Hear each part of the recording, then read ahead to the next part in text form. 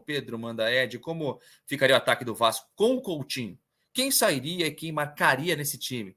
Obs, Léo, Pelé e Maicon não dá. O Luan e o Lucas Lima ligam para eles e pedem para dar o sangue em campo. O Luan, que era do Grêmio, né? Tá falando. E aí, Edmundo, como fica esse ataque do Vasco aí, seu Coutinho? Bom, eu não sou o técnico, mas entendo que bons jogadores têm que jogar junto, né?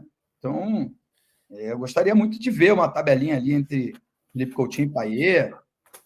Eu acho que criaria uma vulnerabilidade em termos de marcação, mas melhoraria muito o time na criação. Agora, ontem eu estava escutando, eu não lembro bem se era o Éboli, um comentarista da Rádio Globo, e acho que ele foi muito feliz, muito feliz. Trazer o Felipe Coutinho, excelente. Mas você tem que trazer outros atletas do mesmo nível, que agreguem, que façam ele jogar para todos os setores, para a defesa, para o meio-campo e para o ataque. Porque ele sozinho não vai resolver o problema do Vasco. Se o Pedrinho se limitar a contratar apenas o Felipe Coutinho e colocá-lo nesse time, principalmente pelo histórico dos últimos 3 anos aí, em que ele quase não jogou, que fez poucos gols, deu poucas assistências, né? Eu acho que ele, neste primeiro momento, vai agregar muito pouco. O Carlos Eduardo Éboli, né? Grande jornalista. E já que o João Pedro, né, levantou essa questão, né, o próprio Coutinho, né, as informações dão conta que o Coutinho teria pedido isso pro Pedrinho, né, Edmundo? Falado, olha, Pedrinho, vou vir pro Vasco, eu quero jogar no Brasil, já até matriculou os filhos na escola, estão falando aí, né, aqui no Rio de Janeiro, mas ele pediu por reforços, ele falou, quero reforços, quero fazer um time que o Vasco tem um time competitivo. Isso é uma visão que vocês têm do grupo também, né, Edmundo? Você sempre fala isso aqui, o Pedrinho lá, presidente, também sempre falou isso. E aí eu acho que casa muito com tudo que precisa o Vasco da Gama, né? O que você achou desse pedido de reforço? Normal, principalmente para o jogador do nível do Coutinho vindo para o Brasil? E você acha que vai conseguir, vai ser tranquilo atender? Porque a gente está vendo que o mercado não está fácil também de jogador, né, aqui no Brasil. Bom, Gui, primeiro deixar um registro e um protesto. O Pedrinho e o Felipe Coutinho se reuniram essa semana e eu não fui convidado. E você se casou e eu não fui convidado. Então, eu não posso dizer o que aconteceu, não tive com o Pedrinho esses dias. Então, mas é claro, o Mandurinha só não faz verão. Esse ditado é muito claro, muito claro. Eu não sei o que aconteceu, não sei se eles se acertaram fisicamente, financeiramente, que eu acho que é o mais importante, e eu não sei quem é que o Felipe Coutinho pediu ou indicou. Enfim, é claro, se ele pudesse trazer o Mbappé, o Harry Kane e, sei lá, e o Richarlison, aí certeza o Vasco ia ter um timaço. Agora, também, tem que saber se esses atletas citados, é claro que eu estou fazendo uma brincadeira, querem jogar no Vasco, nesse Vasco. Então, é um trabalho mais difícil, não é uma coisa tão simples, tão fácil. Acho que o Mbappé seria um bom banco do Verratti, na minha opinião, se viesse para o Vasco da Gama, ou poderia jogar na ponta ali também. Ele vai vestir a 9 lá no Real Madrid. E nós temos o 99. Tá vendo? 2. 2. Vamos ver o que vai acontecer aí nos próximos dias, mas ele exigiu, um time mais competitivo e tudo mais, e o Pedrinho falou que vai atender, né? E lembrando que o Aston Villa já liberou, tá, a conversa, e não deve atrapalhar muito, deve facilitar a saída do Coutinho.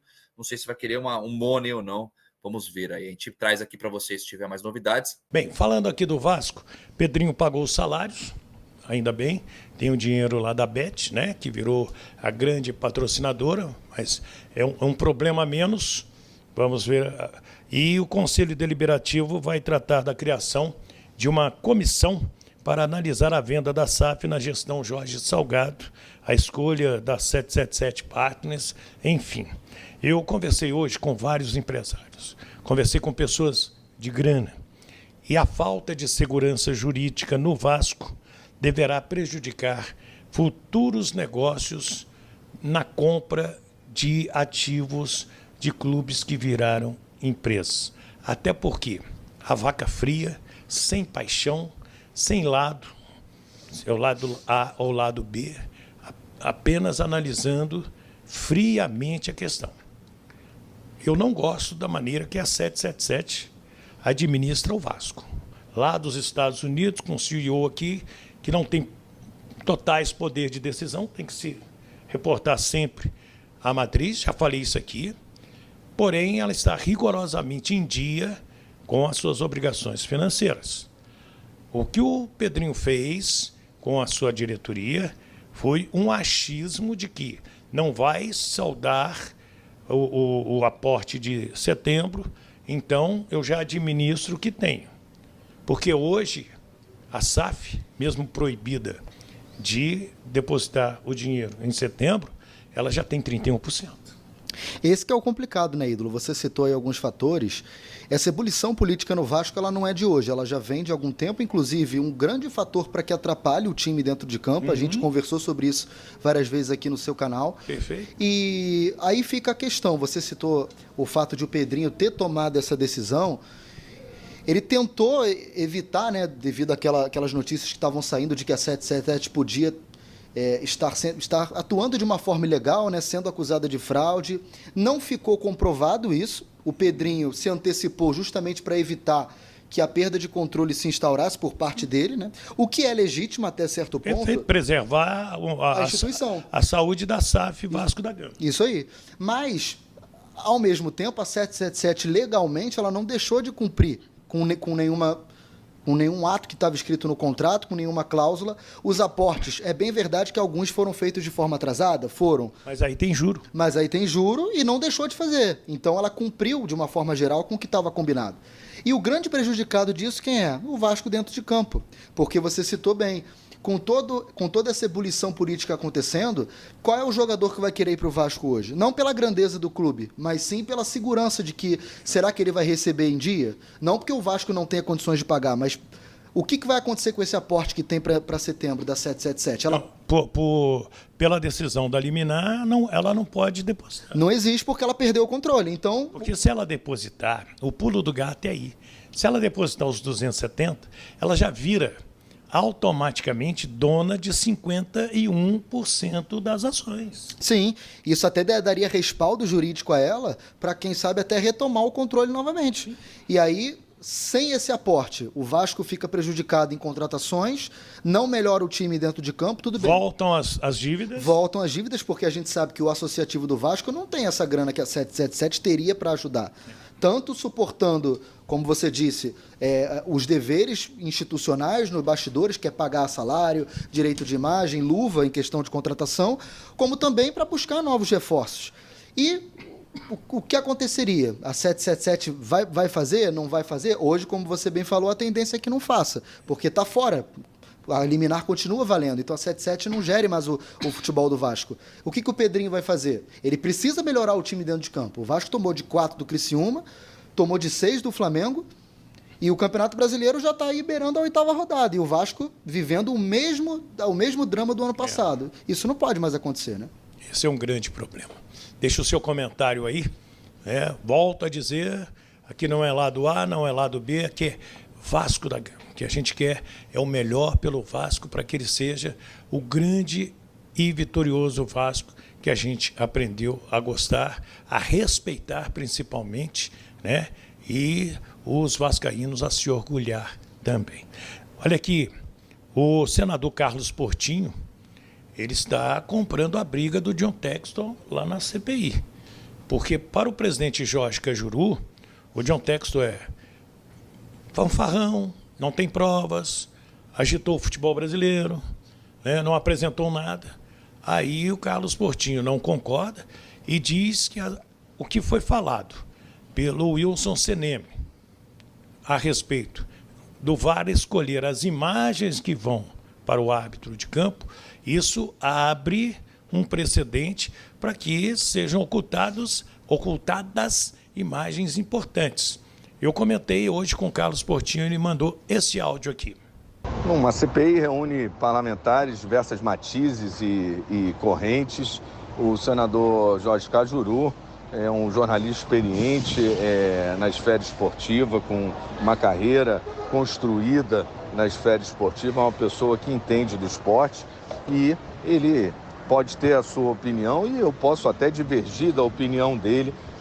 O que iniciou-se e o senador Jorge Cajuru um pouco reticente, como todos, as declarações do Textor, ninguém quer acreditar que possa ter acontecido a manipulação, é a tal da negativa, né? Que é a primeira reação de qualquer um, né? Que não há manipulação, né? Mas conforme a CPI está avançando diante dessa materialidade, eu considero aí que há uma materialidade, principalmente a partir da confissão que foi revelada ontem, de que o VAR pode escolher e, nesse caso, não mandar uma imagem importante, de um ângulo importante para a decisão de um árbitro de campo, né? Eu tenho certeza que tanto o senador Cajuru quanto os membros da CPI vão formar o seu convencimento e vão contribuir, ao final, no relatório do senador Romário, com sugestões de aperfeiçoamento e naqueles casos em que há indícios, como nesse revelado recentemente, o encaminhamento para os órgãos como o Ministério Público e a Polícia Federal, o que, se não for feito pelo relator, eu farei certamente num relatório separado, porque realmente foi uma grande surpresa saber que ângulos importantes para a decisão do árbitro podem estar sendo suprimidos, né? Podem não estar chegando a campo, fazendo o árbitro do VAR uma seleção equivocada, vamos falar assim nesse primeiro momento, o que pode estar acontecendo, não só ter acontecido na partida do Botafogo e Palmeiras, mas pode estar acontecendo em muitas partidas do Campeonato Brasileiro e justamente como é um ato de omissão, ninguém está tendo conhecimento exatamente do que a cabine do VAR está enxergando e está encaminhando para os árbitros de campo. Isso aí, minha rapaziada vascaína, mais um vídeo aí, né, trazendo as informações do Vasco, né? Falamos aí no vídeo aí sobre o Felipe Coutinho, né? Que pediu para o presidente Pedrinho trazer mais reforços, né? Deixar a equipe bem forte, competitiva para ele poder estar fechando com o Vasco, né? Ele fez esse pedido aí que ele quer jogar no elenco forte, né? E talvez aí depois das últimas atuações do Vasco, né? Principalmente aí depois dessa goleada sofrida, fica mais naquela situação, né, de precisar realmente de reforços. O Vasco precisa contratar e contratar bem, né? Aí entra a questão de dinheiro, né? O Vasco com situação complicada, ainda mais depois aí desse afastamento da 777, o Vasco fica aí fica com uma limitação, né, para poder estar conseguindo contratar jogadores. Então a gente fica aí meio ansioso se o Felipe Coutinho vai fechar ou não o contrato, né, com o Vasco, né? Será que ele jogaria só nesse time aí mesmo com o que tem até agora, né? A gente fica aí ansioso para saber se esse retorno vai ser concretizado ou não. E sobre aí a CPI, né?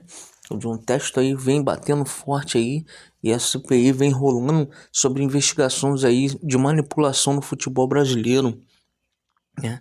E agora tá vendo lá sobre o VAR que escolhe as imagens para mandar para os árbitros de campo, né? É uma coisa aí que estão batendo na tecla para poder acabar com isso também, porque fica mais fácil de talvez manipular, né, uma partida ou um resultado, já que ele pode escolher ângulos que não favorecem tão bem a imagem, né? Não favorece ali para o árbitro entender como foi o lance realmente, né? Pode trazer uma impressão um pouco diferente. Inclusive o John Textor vem batendo nessa parte aí sobre o lance lá da expulsão do Adrielson, né, na partida contra o Palmeiras, né? Então peço aí, torcedor, que você dê sua opinião, escreva aí nos comentários, se inscreve no canal se ainda não é inscrito, deixa seu like e não esquece aí de ativar as notificações, valeu?